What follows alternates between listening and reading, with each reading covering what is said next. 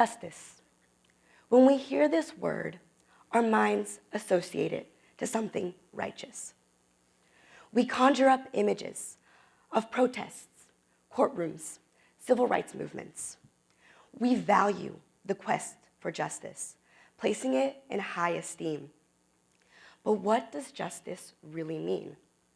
To some, justice may look like people getting what they deserve. This idea, known as sum sique, means that for better or for worse, people get from life what they put into it. However, others may see justice as carrying out the law. They may see it as the ultimate authority, dictating right from wrong. Some still may see justice as its direct definition, the maintenance of what is just through the assignment of merited rewards and punishment. Justice is maintaining fair treatment and behavior.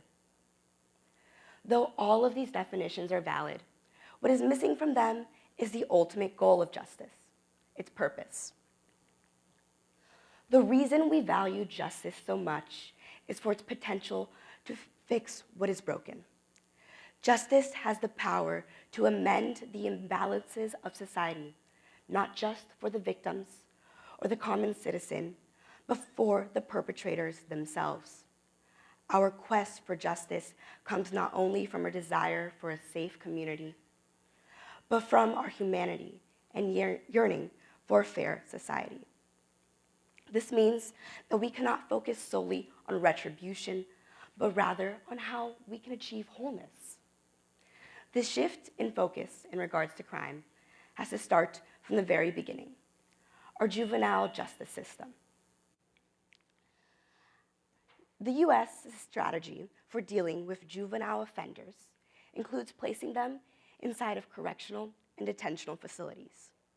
This trend has seen the growth of juvenile mass incarceration. As of now, the U.S. has the highest rates of mass incarceration, with 336 of 100,000 youth incarcerated as of 2015, as reported by the Annie E. Casey Foundation. While our crime rates are similar, our rates of incarceration are 6 to 10 times greater than that of any other developed country on this planet. The second closest is South Africa, with only 69. Though this fact alone will undoubtedly be shocking, many of you are probably still left wondering, so what? Why does it matter that all of these youth are locked up? Well, I'm going to tell you why it matters for not only them, but you. To picture life inside of a correctional facility, look at these facts.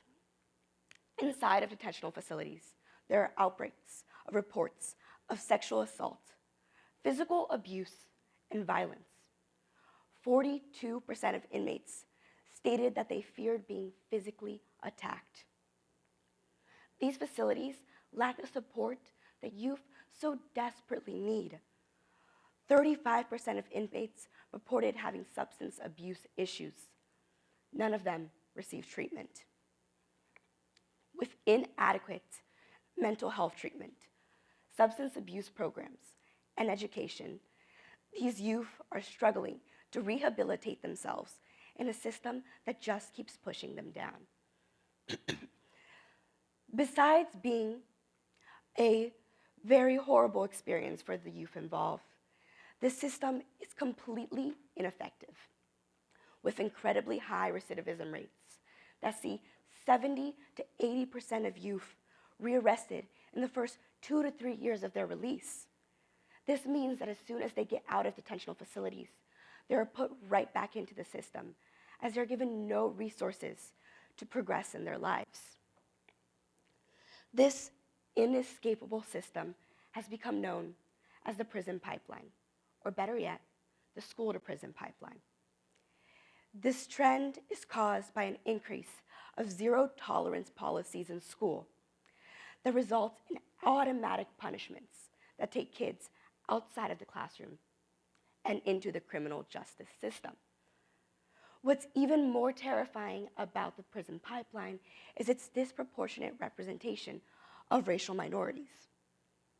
African American students alone are 3.5 times more likely to be suspended, and this correlates to juvenile African American males being incarcerated at 5 times the rate of their white counterparts.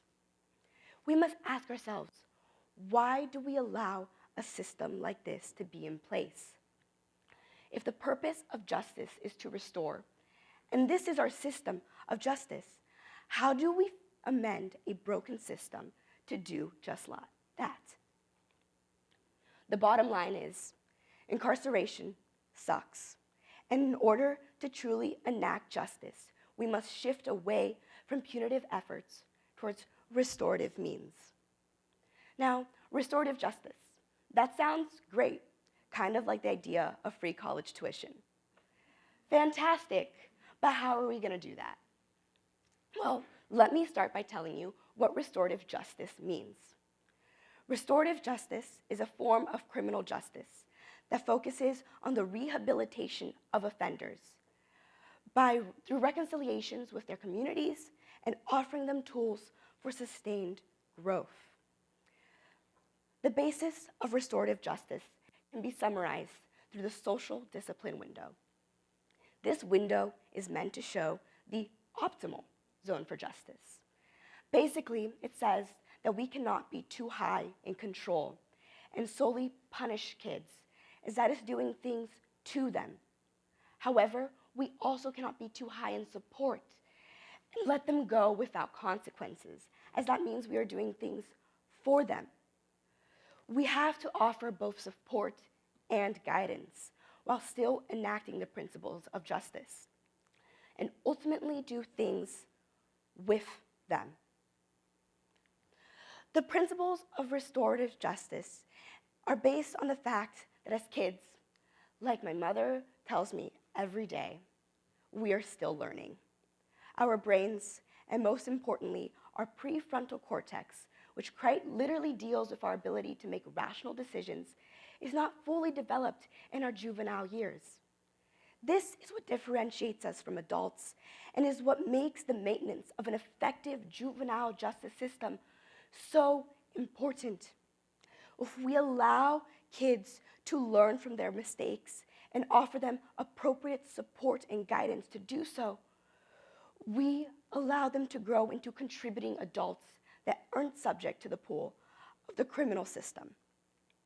There are many programs in place that are meant to do just that.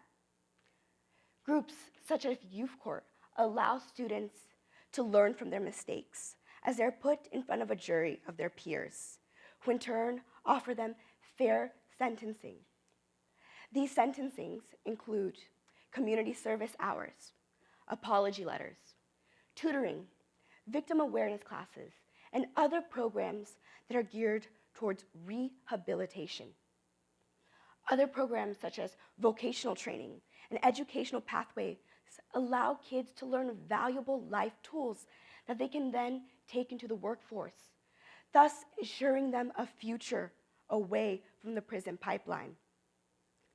Other organizations, such as mentoring programs and support groups, help those suffering with physical and mental abuse to get the help they need in order to put their lives back on track.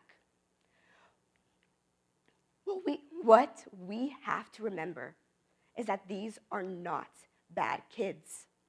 What they need is not to be locked away, but simply a hand up to give them the resources that they require in order to put their lives back on track.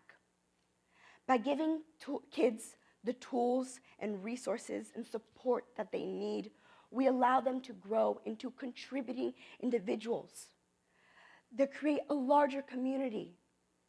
And isn't that the purpose of justice? Thank you.